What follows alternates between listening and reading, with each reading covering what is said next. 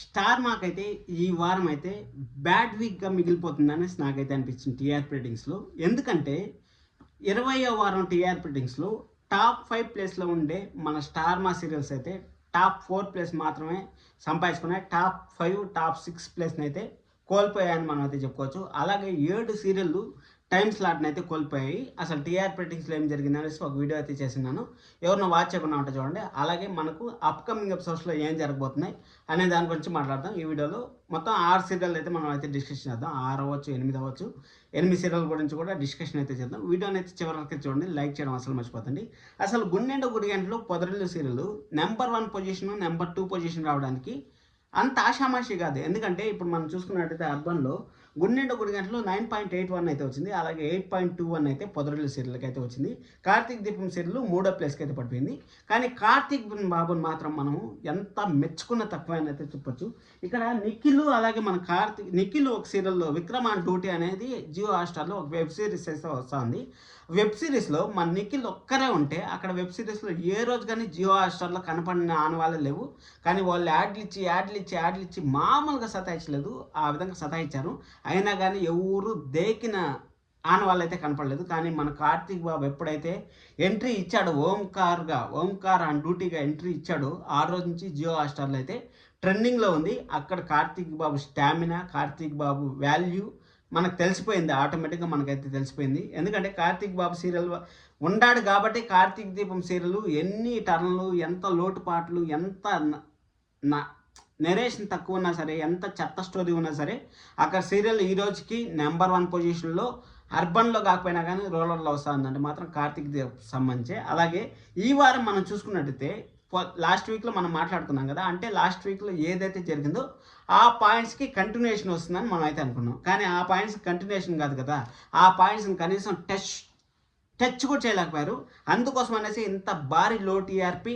ఎందుకంటే ఇప్పుడు మనిషికి రేపు ఏదైనా ఒక పని చేయాలంటే మనకు ఒక ఆలోచన ఉంటుంది. ఓరే రేపు ఈ పని మనం చేయాలి, రేపు మార్నింగ్ 9 o'clock ఈ పని కాడికి వెళ్ళాలి, అయిపోయిన తర్వాత మనం 2 o'clock ఈ పని చేయాలి, అయిపోయిన తర్వాత 6 o'clock ఈ విధంగా ఇంటికి రావాలి అనేసి మనకు ఒక థాట్స్ అనేది ఉంటాయి. ఆ థాట్స్ మనం ఒక నైట్ నుంచే మనం ఇంప్లిమెంట్ అయితే చేసుకుంటాం. ఆ విధంగా సీరియల్స్ కూడా అంతే.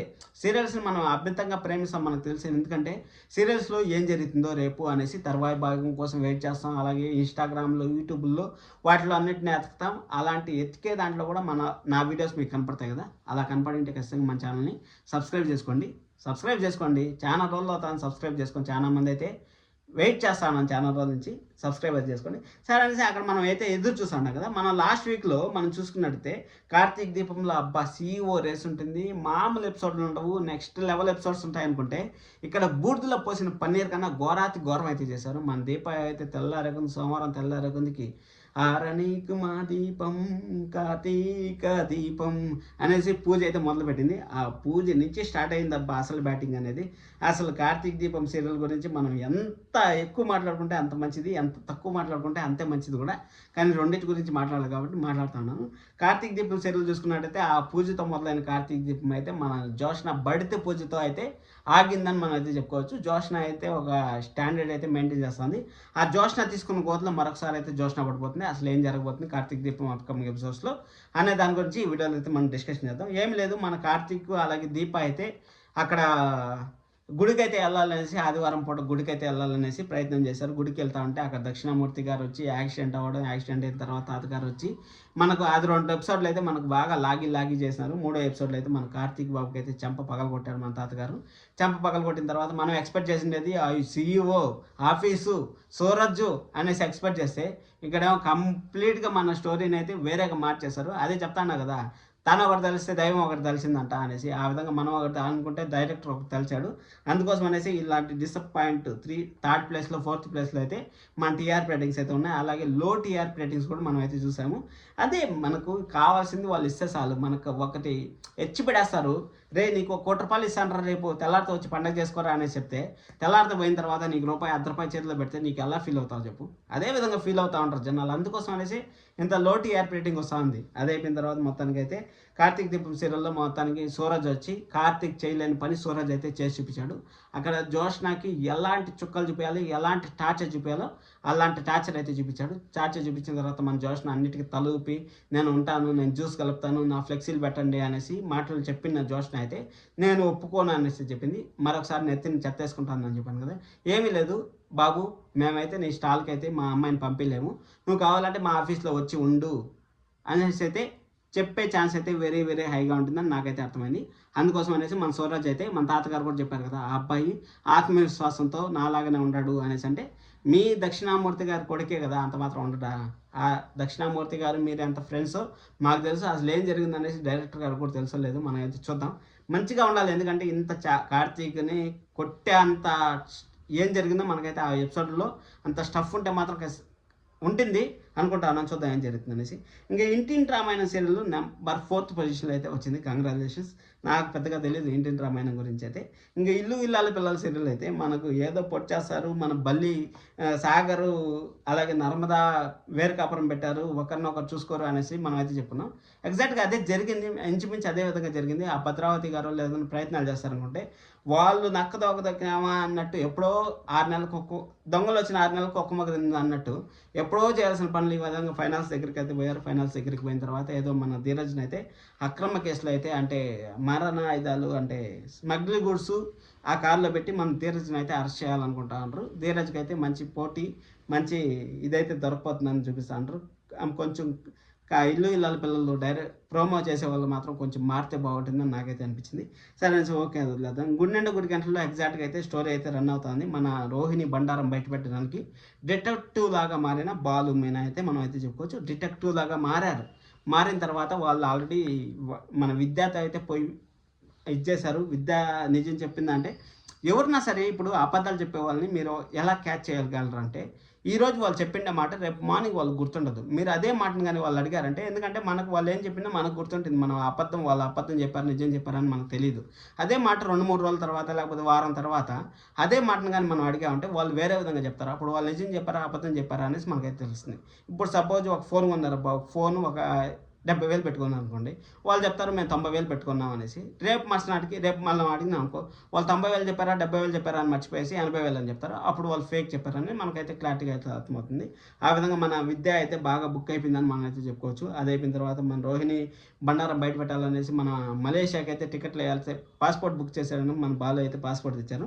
మన రోహిణి బండారం వెరీ సూన్ బయటపడిపోతుంది అనేసి క్లారిటీగా అయితే అర్థమైపోయింది మనకి. రోహిణి బండారం నాన్నగారు లేరని బయటపడుతుంది, నాన్నగారు లేరని బయటపడిన తర్వాత ఇంకా చాలా ఉండలేదు అతను. అదంతా మనం అప్కమింగ్ ఎపిసోడ్స్లో వెరీ ఇంట్రెస్టింగ్ ఎపిసోడ్స్ అయితే చూడబోతున్నాం. అందుకోసమే నెంబర్ 1 పొజిషన్ అయితే కైవసం చేసుకుంటుంది. ఇంకా పొదరిలో సీరియల్లో మనం చెప్పాం కదా, కుక్కకి నక్క తోలు కప్పుకొని వచ్చారు అనేసి. కుక్క అంటే విశ్వాసంగా పడి ఉంటుంది అనేసి అనుకుంటారు కదా, ఆ విధంగా మహాలక్ష్మిని అయితే మ్యానిపులేట్ చేద్దాం అనేసి వాళ్ళ నాన్నగారు వాళ్ళ అన్న వాళ్ళ అమ్మ అందరూ కుక్క లాగా నక్క తోలు కప్పుకొని కుక్కలాగా వచ్చారు. నక్క బుద్ధి మారుతా అంటారు కదా, అదే కుక్కన విశ్వాసంగా ఉంటుంది. ఆ విధంగా నేను విశ్వాస పరులని అనేసి వాళ్ళైతే వచ్చి మన మహాలక్ష్మి అయితే చక్రికి దూరం చేయాలనేసి ప్రయత్నాలు చేశారు. ప్రయత్నాల్లో సక్సెస్ అయ్యారంటే మన చక్రి అయితే పై చేయి అయితే అయింది. కానీ ఈ వారంలో అయితే ఇన్కమ్ ట్యాక్స్ ఆఫీసర్లు వస్తాండ్రు, ఈ డబ్బులను ఎలాగైనా సరే వేరే తాను చేర్చండి, మీ ఇంట్లో పెట్టుకోండి అనేసి. అక్కడ డబ్బులు ఇచ్చి పంపించడంతో అక్కడ పోలీసులు వచ్చి అరెస్ట్ చేసే ఛాన్స్ ఉంది, లేకపోతే ఆ డబ్బుల్ని కొట్టేసే ఛాన్స్ ఉంది. కాబట్టి మన మహాలక్ష్మి అయితే ఖచ్చితంగా చక్రికి అయితే స్టాండ్గా నిలబడుతుందని తెలుసు. మంచి ఇంట్రెస్టింగ్ ఎపిసోడ్స్ అయితే రాబోతున్నాయని మనకైతే తెలుసు పొదరిల్లి సీరియల్లో. ఇంకా బ్రహ్మముడి సీరియల్లో సీఈఓ ఏంట్రా అంటే శోభనానికి పంపిస్తూ ఉంటారు. అది నాకు అర్థం కాలేదు, అసలు ఆ సీరియల్లో ఏం జరుగుతుందో అసలు అర్థం కాలేదు. సీఈఓ కాకుండా ఆ సీరియల్ నాకు తెలిసినంత వరకు వాళ్ళు ఫిక్స్ అయిపోయినట్టుంటారు 2,000 ఎపిసోడ్లు 3,000 ఎపిసోడ్లు తీద్దామనేసి. అందుకోసం అనేసి కొత్త క్యారెక్టర్లను తీసుకొస్తూ ఉంటారు. ఇక్కడ రేఖకి ఒక సంతానం ఒక బెడ్ని అయితే ప్రకటించారు. అదైపోయిన తర్వాత హాస్పిటల్లో ఎవరు ఉన్నారని మనకు చూపించలేదు. హాస్పిటల్లో కావ్య ఉందా లేకపోతే ఇంకా ఎవరైనా ఉంటారా, ఖచ్చితంగా చచ్చిపోయిన వాళ్ళు ఉంటారని మనకైతే తెలుసు. అక్కడ యాక్సిడెంట్లో ఎవరైతే చనిపోయారో వాళ్ళు చనిపోయినారు ఓకే. మన రాజు ఇప్పుడు 25 సంవత్సరాలు అవుతుంది. మన రాజు ఆ ఇన్సిడెంట్ జరిగి 25 సంవత్సరాల పాటు వాళ్ళు ఎలా బతుకున్నారు. ఇప్పుడైతే రాజు అయితే సంపాదిస్తూ ఉన్నాడు, హాస్పిటల్లో ఖర్చు పెడతా ఉన్నాడు. వాళ్ళు చదువుకునేప్పుడు ఏం చేస్తున్నాడు, అవన్నీ లాజిక్లెస్ క్వశ్చన్లు అనేది చాలా ఉన్నాయి అసలు బ్రహ్మముడి సీరియల్లో. కొంచెం డిసప్పాయింట్ అయితే అయ్యాను ఈ వీక్ ఎపిసోడ్ చూసిన తర్వాత. అక్కడ మన లక్కీకి మన వెంకటేశ్వర్లకి ఉద్యోగం పోవడం అది కూడా కొంచెం డిసప్పాయింట్ అయితే అయ్యింది. అది ఏందో అన్వాంటెడ్ సీన్స్. ఇక్కడ సీఈఓ చేయండిరా, సీఈఓ కోసం పోటీ పడంటారా అంటే అక్కడ మనకేమో ఇక్కడ ఒకరోజే జరిగినట్టు చూపిస్తూ ఉంటారు. దుగ్గిరాల ఫ్యామిలీలో ఒకరోజే జరిగినట్టు చూపిస్తూ ఉంటారు. అక్కడ చూసుకున్నట్టయితే వెంకటేశ్వర్లు వాళ్ళ ఇంట్లో చూసుకున్నట్టయితే ఏదో వారం 10 రోజులు జరిగినట్టయితే చూపిస్తూ ఉంటారు. అసలు స్క్రీన్ ప్లే సరిలేదు, స్టోరీ ఎలా రాస్తూ ఉంటారో సరిలేదు. అసలు కొంచెం బ్రహ్మముడి టీం కానీ కొంచెం సరి చేసుకుంటే బాగుంటుందని నా ఫీలింగ్. అలాగే గోదావరి సీరియల్ కానీ మనం మాట్లాడుకున్నట్టయితే గోదావరి సీరియల్లో ఆడబిడ్డ మామూలు ఆడబిడ్డ కాదురా నాయన, పెళ్ళికి చేయలేదనేసి వాళ్ళ కొడుక్కిచ్చి మామూలు శాపనార్థాలు పెట్టట్లేదు, చాలా శాపనార్థాలు అయితే పెడుతుంది. ఇంకా మన సిద్ధు అయితే నిండు మనసు సీరియల్లో అయితే సిద్ధు అయితే ఆఫీస్కి అయితే వెళ్ళాడు. ఆఫీస్కి వెళ్ళిన తర్వాత అక్కడ విజయానంద్ భరతం పట్టాలనుకుంటే ఇక్కడ కూడా సేమ్ అక్కడ బ్రహ్మముడి సీరియల్లో ఎలాంటి స్క్రీన్ స్పేస్ అయితే ఉందో అదే స్క్రీన్ స్పేస్ అయితే డిస్టర్బెన్స్ అయితే అయిపోతుంది. అంటే బండి ఒక పడవ మీద నడిస్తే బాగుంటుంది, 2 పడవ మీద నడిస్తే ఇలానే ఉంటుంది అనేసి మనకు ఒకసారి అయితే నిరూపించారు. చూద్దాం ఏం జరుగుతుంది అనేసి. సబ్స్క్రైబ్ చేసుకోండి మంచి వీడియోస్ కోసం. Thank you so much. Love you all. By by.